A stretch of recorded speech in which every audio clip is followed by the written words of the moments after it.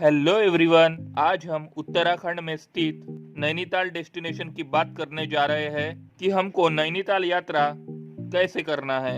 अगर आप नैनीताल यात्रा का प्लान बना रहे हैं तो ये वीडियो आप लोगों के लिए काफ़ी यूज़फुल होने वाली है, क्योंकि मैं आप लोगों को बताने वाला हूँ कि नैनीताल हमको कैसे पहुँचना है, नैनीताल में हमको रुकने की क्या व्यवस्था है, नैनीताल में हमको कितने दिन का ट्रिप बनाना चाहिए, नैनीताल में सबसे अच्छा और उचित समय कौन सा होगा घूमने के लिए, और साथ ही साथ में ये भी जानेंगे कि नैनीताल में हमको कहाँ कहाँ घूमना है और घूमने का हमारा साधन क्या होगा। और वीडियो के एंड में ये भी जानेंगे कि एक व्यक्ति का कुल खर्चा पूरे नैनीताल को एक्सप्लोर करने का कितना लग सकता है। सो दोस्तों, वीडियो को एंड तक देखना, एक एक करके सारी बातों को मैं यहाँ पे एक्सप्लेन करने वाला हूँ, और उसके साथ साथ आपका टोटल खर्चा कितना लगेगा ये भी मैं वीडियो के एंड में आपको बताऊंगा।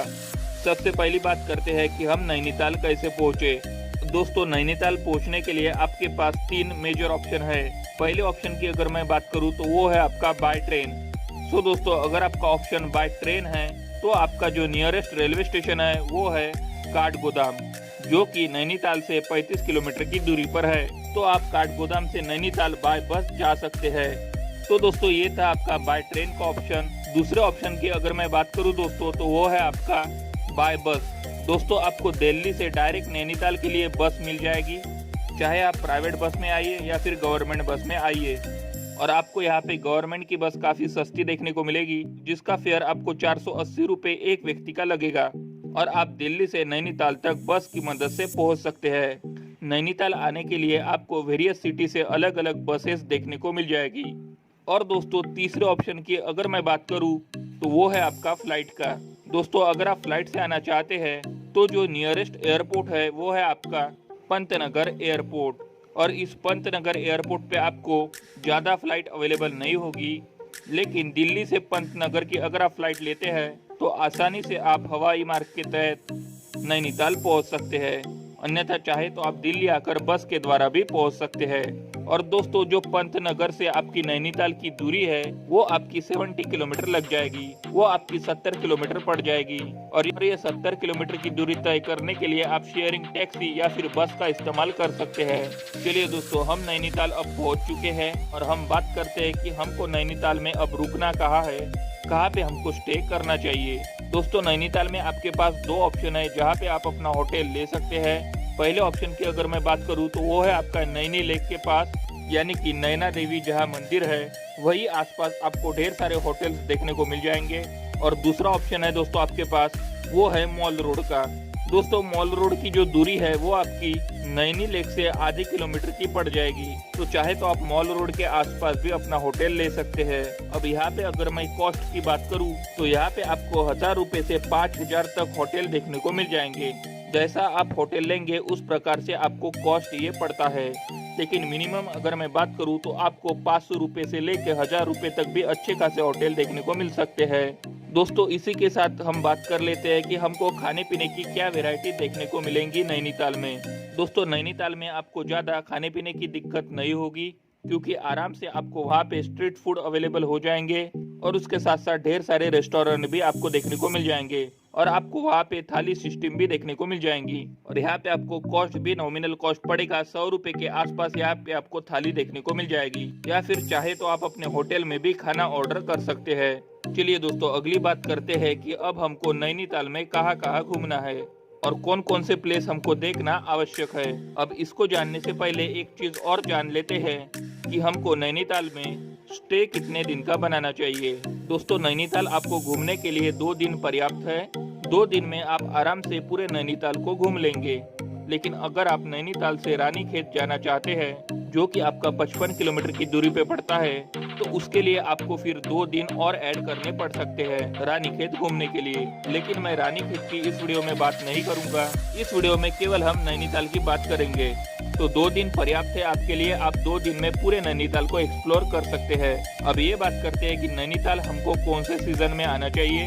नैनीताल में हमेशा आपको क्राउड देखने को मिलेगा, टूरिस्ट वहाँ हमेशा विजिट करते ही रहते हैं। लेकिन जो सबसे अच्छा समय है वो है आपका दिसंबर से जनवरी तक। इसका कारण ये है कि दिसंबर से जनवरी आपको थोड़ा भीड़ तो देखने को मिलेगा, लेकिन अगर आप नैनीताल जाते हैं आप वहाँ स्नो का भी आनंद उठा सकते हैं।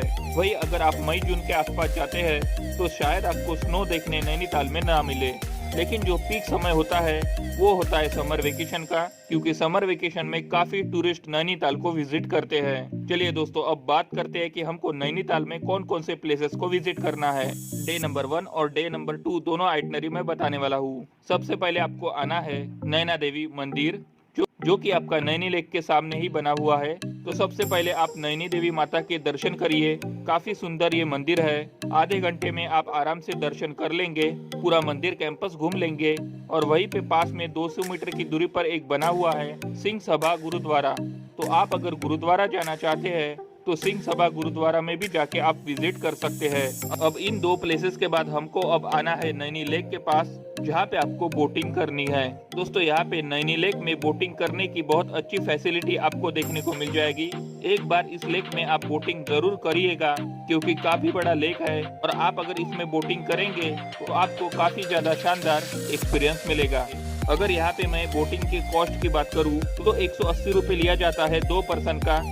तो अगर आप कपल्स है तो आप 180 रुपए वाला बोट लेके नैनीताल का लेक घूम सकते हैं। लेकिन अगर आप 4 लोग हैं तो फिर आप ले लीजिए 210 वाली टिकट, जिसमें आप 4 लोग आराम से बैठकर पूरे नैनीताल लेक का आनंद ले सकते हैं।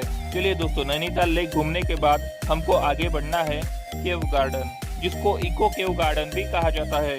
इको केव गार्डन में दोस्तों आपको प्राचीन गुफाएं देखने को मिलेगी, जो कि काफी सक्रिय गुफा है। और इस इको केव गार्डन में आपको टोटल 6 गुफा देखने को मिलेगी और आपको 1 से 1.5 घंटा लगेगा केव गार्डन घूमने के लिए। और वहां से आप प्रस्थान करिए अगले स्थान की ओर, वो है आपका मॉल रोड। दोस्तों, मॉल रोड आप चाहे तो इवनिंग के समय भी घूम सकते हैं। मॉल रोड में आप शॉपिंग कर सकते हैं, वहाँ के स्ट्रीट फूड का आनंद ले सकते हैं। तो आप एक बार मॉल रोड में स्ट्रीट फूड जरूर ट्राई करें और आपको वहाँ पे शॉपिंग के लिए भी ढेर सारी फैसिलिटी देखने को मिल जाएगी। और डे नंबर 1 आपका यहाँ पे कंप्लीट होता है। और अब बात करते हैं डे नंबर 2 की।